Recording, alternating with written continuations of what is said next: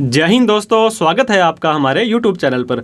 दोस्तों, जैसे जैसे मार्च नज़दीक आता है, बहुत सारी ड्यू डेट्स, बहुत सारी फॉर्मेलिटीज़ है वो हमें करनी पड़ती है। कई बार तो ऐसा होता है मार्च निकलने के बाद में हमें पता लगता है ये चीज़ तो करनी रह गई, उसके कारण आपको बहुत बड़ी परेशानी, दिक्कत, लेट फीस, इंटरेस्ट पेनल्टी है उसका सामना करना पड़ जाता है। तो दोस्तों, इस वीडियो के अंदर हम आपको बताने वाले हैं 31 मार्च 2023 से पहले फाइनेंशियल ईयर जो है आपका 22-23 वो ख़त्म होने से पहले क्या क्या काम आपको करने हैं ताकि आपको इनकम टैक्स डिपार्टमेंट से, जीएसटी डिपार्टमेंट से या किसी भी तरह की कोई लीगली आपको जो है दिक्कतों का सामना ना करना पड़े। तो देर ना करते हुए चलिए दोस्तों वीडियो को स्टार्ट करते हैं।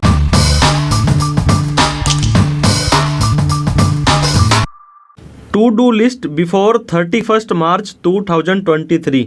दोस्तों, 31 मार्च 2023 को आपका फाइनेंशियल ईयर ख़त्म हो रहा है, जिसे कि फाइनेंशियल ईयर 22-23 बोलते हैं। इससे पहले कुछ इंपॉर्टेंट काम आपको कर लेने हैं। सबसे पहला काम हम दोस्तों बात करेंगे पैन कार्ड को आधार कार्ड से लिंक करने की। जैसे कि आपको पता होगा, गवर्नमेंट 2017 से बोल रही है कि आप अपना पैन कार्ड आधार कार्ड से लिंक करवा लीजिए। और 31 मार्च 2022 तक ये बिल्कुल ही फ्री के अंदर हो रहा था, लेकिन उसके बाद में गवर्नमेंट ने दोस्तों लेट फीस स्टार्ट कर दी है। वो है अब फिलहाल वर्तमान के अंदर 1000 रुपये लेट फीस देने के बाद आप अपना पैन कार्ड आधार कार्ड से लिंक करवा सकते हैं। 31/3/2023 से पहले आप अपना पैन कार्ड आधार कार्ड से लिंक नहीं करवाते हैं तो आपका पैन कार्ड इनऑपरेटिव हो जाएगा, आपका पैन कार्ड कैंसिल हो जाएगा। दोस्तों, हमने ऑलरेडी वीडियोज़ बना रखी हैं, आप अपना स्टेटस चेक कर सकते हैं कि पैन कार्ड आधार कार्ड से लिंक है या नहीं है। लिंक नहीं करवाएंगे तो क्या परिणाम आपको देखने को मिल सकते हैं, उनका लिंक हमने डिस्क्रिप्शन बॉक्स में दे दिया है, वो भी आप देख सकते हैं। 31 मार्च 2023 के बाद में अगर आप अपना पैन कार्ड आधार कार्ड से लिंक नहीं कराते हैं तो क्या प्रोसेस होने वाला है वो अभी गवर्नमेंट ने नहीं बताया है कि पैन कार्ड इनएक्टिव हो जाएगा तो उसको वापस से एक्टिव कैसे करवाना है। लेकिन फिलहाल के लिए आप अपना पैन कार्ड आधार कार्ड से लिंक करवा लीजिएगा, नहीं हुआ है तो। इसके बाद बात करते हैं दोस्तों अपडेटेड आईटीआर की, जिसे कि आईटीआर यू बोला जाता है। वो आपका असेसमेंट ईयर 20-21 की। दोस्तों, अभी असेसमेंट ईयर 22-23 खत्म हुआ है आपका। इससे पहले वाला जो साल था असेसमेंट ईयर 21-22 था, और इससे पहले वाला साल तो था असेसमेंट ईयर 20-21, जो कि 31 मार्च 2020 को साल खत्म हुआ था। अगर उस साल की आईटीआर अभी तक आपने नहीं लगाई है तो अपडेटेड आईटीआर आप लगा सकते हैं, ताकि आपको इन फ्यूचर में कभी आईटीआर की जरूरत पड़े तो आप उसको यूज़ कर सकते हैं। आप ये आईटीआर नील की नहीं लगा सकते हैं, इसके अंदर आप अपना टीडीएस क्लेम नहीं कर पाएंगे, रिफंड नहीं ले पाएंगे दोस्तों। इसके साथ में ही 2.5 लाख से 5 लाख रुपए तक अगर आपकी इनकम है तो 1000 की लेट फीस देनी पड़ेगी। 5 लाख से ऊपर इनकम है तो 10,000 की लेट फीस आपको देनी पड़ेगी। असेसमेंट ईयर 20-21, जो कि फाइनेंशियल ईयर जो है दोस्तों 19-20 की आईटीआर की हम बात कर रहे हैं, वो भी आप आईटीआर लगा सकते हैं। और उसके बाद वाला साल है दोस्तों असेसमेंट ईयर 21-22, इसकी आईटीआर यू 31/3/2024 तक लग जाएगी। असेसमेंट ईयर 22-23 जो अभी साल खत्म हुआ है, 31 मार्च 2025 तक आप इसकी आईटीआर यू है वो लगा सकते हैं। अब हम बात करते हैं दोस्तों इनकम टैक्स का सेक्शन 80C होता है, 80D होता है, 80D, DDB, बहुत सारे सेक्शंस होते हैं दोस्तों, जिसके अंदर कि आप अपना टैक्स बचा सकते हैं। ये टैक्स कब बचेगा दोस्तों? अगर आप ओल्ड टैक्स स्लैब में जाना चाहते हैं। आपको पता होगा डिपार्टमेंट ने 2 टैक्स स्लैब बना दी थी और इस बजट के अंदर भी आपको ओल्ड टैक्स स्लैब में कोई छूट नहीं दी, लेकिन न्यू टैक्स स्लैब में आपको जाने के लिए प्रेरित किया जा रहा है।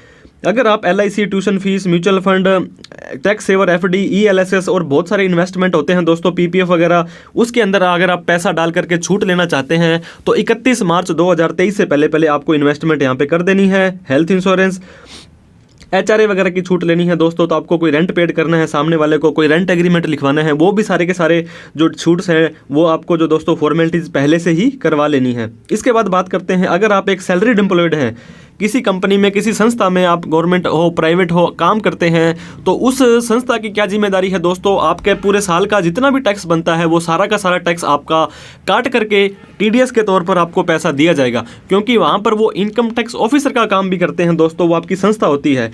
तो आपने जो भी इन्वेस्टमेंट की थी, जो भी खर्चे किए थे, आपने 80C वगैरह में कोई छूट लेनी थी, पहले आप उनको बताना पड़ेगा। अगर आप ओल्ड टैक्स स्लैब में जाते हो या न्यू टैक्स स्लैब में, अगर आप न्यू टैक्स स्लैब में जाते हो तो कुछ भी इन्वेस्टमेंट वहाँ पे छूट आपको डिटेल देने की जरूरत नहीं है। वो as per normal tax slab जो है, न्यू टैक्स स्लैब के हिसाब से आपका टीडीएस काट लेंगे। लेकिन नॉर्मली अगर आप ओल्ड टैक्स स्लैब में जाना चाहते हो और आप होम लोन, HRA, ATC की छूट लेना चाहते हो दोस्तों, तो आपको स्टार्टिंग के अंदर ये थोड़ा सा डिक्लेरेशन मांगते हैं कि आप क्या क्या काम करेंगे 31 मार्च 2023 से पहले पहले क्या क्या इन्वेस्टमेंट करेंगे।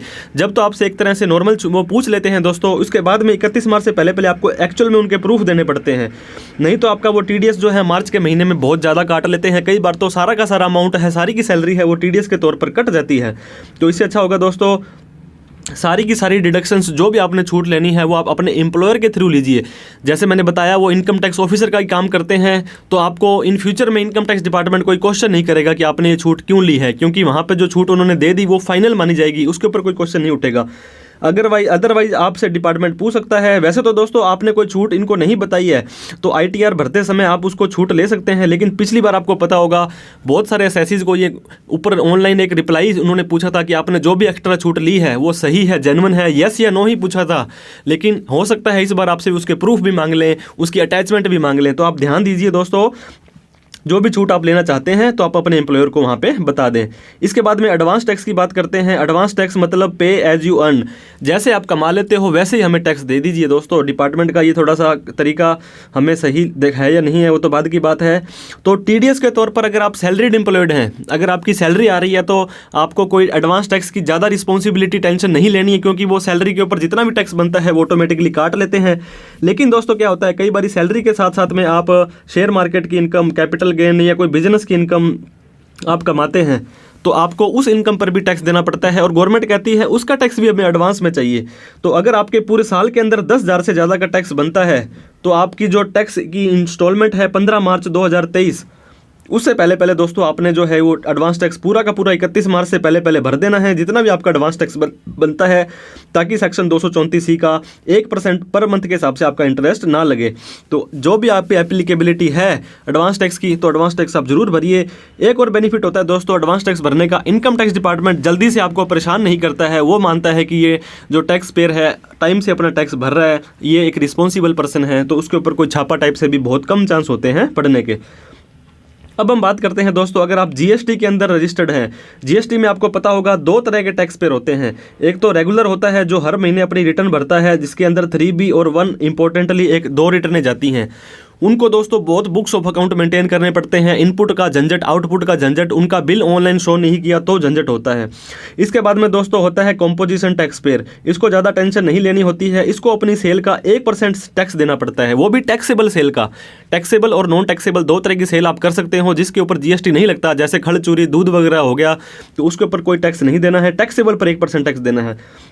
तो दोस्तों अगर आप कंपोजिशन से रेगुलर में जाना चाहते हैं तो आप साल के दौरान कभी भी आप एक फॉर्म भर करके उसको चेंज करवा सकते हैं। लेकिन अगर इससे विपरीत अगर आप कोई वो जाना चाहते हैं, अगर आप रेगुलर से कंपोजिशन में जाना चाहते हैं तो साल के लास्ट में आपको एक ही बार मौका दिया जाता है दोस्तों।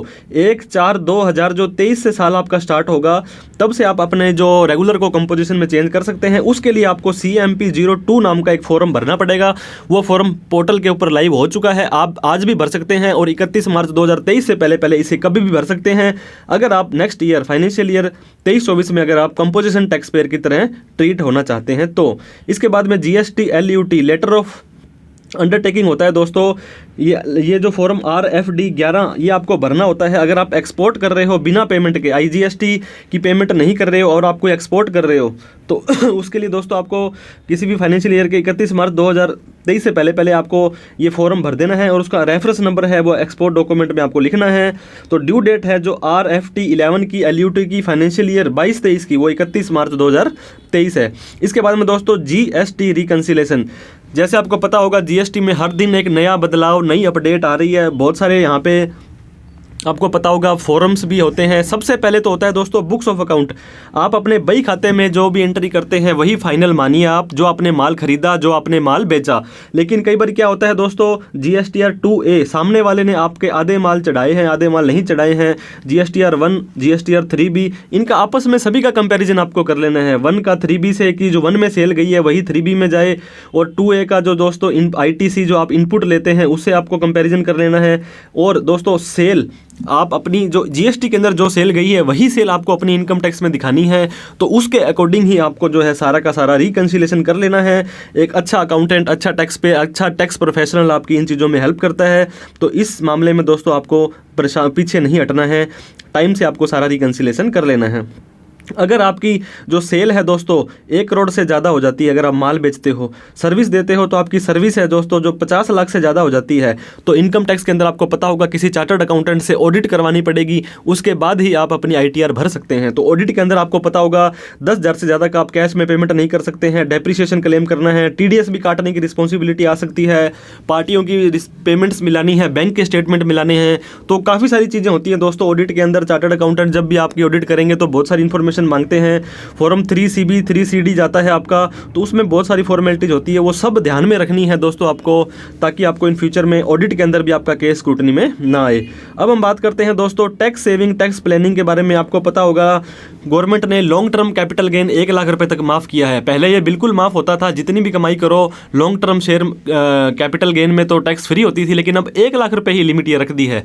तो दोस्तों आपको ये पता होगा ये रियलाइज्ड प्रॉफिट पर टैक्स लगता है। आपने कोई शेयर लिया था दोस्तों 1 लाख रुपए का, अब वो शेयर जो है अब 3 लाख रुपए का हो गया है, लेकिन अभी तक आपने उसको बेचा नहीं है। अब यहाँ पे 2 लाख का हो गया मान लो, तो 1 साल से ज़्यादा हो गया है, आपने उसको बेचा नहीं है, तो ना तो आपको उसके ऊपर टैक्स लगेगा, ना ही टैक्स की छूट मिलेगी। लेकिन आप क्या कर सकते हैं दोस्तों, आपको पता है 1 लाख रुपए का प्रॉफिट हो रहा है और 1 लाख रुपए का प्रॉफिट आपको ऑलरेडी माफ़ है, तो उस शेयर को बेच करके उस प्रॉफिट को आप बुक कर लीजिए, 1 लाख रुपए टैक्स फ्री हो जाएगा आपका, और उसी शेयर को वहीं उसी रेट पर आप वापस भी खरीद सकते हैं। तो इस तरह से अगर आपकी ये प्लानिंग हो सकती है तो इसमें भी आप अपना टैक्स बचा सकते हैं।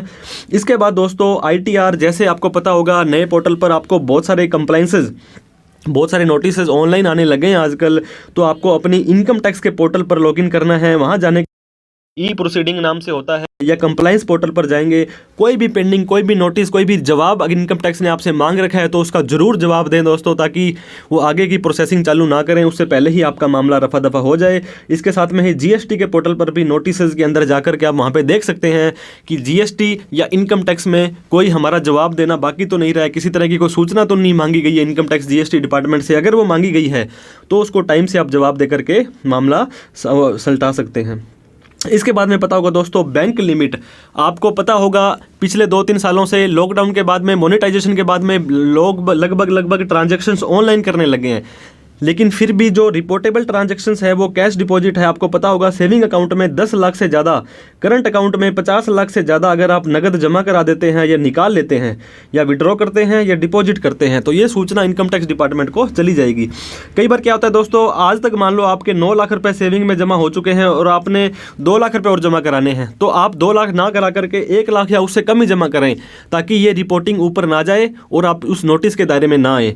और दूसरी बात क्या होता है दोस्तों, बहुत सारे ऐसे लोग होते हैं जिन्होंने इस साल के अंदर सिर्फ 1 लाख ही जमा कराया है, उनके पास 3-4-5 लाख रुपए नगद और पड़ा है, तो वो उस पैसे को जमा करा सकते हैं।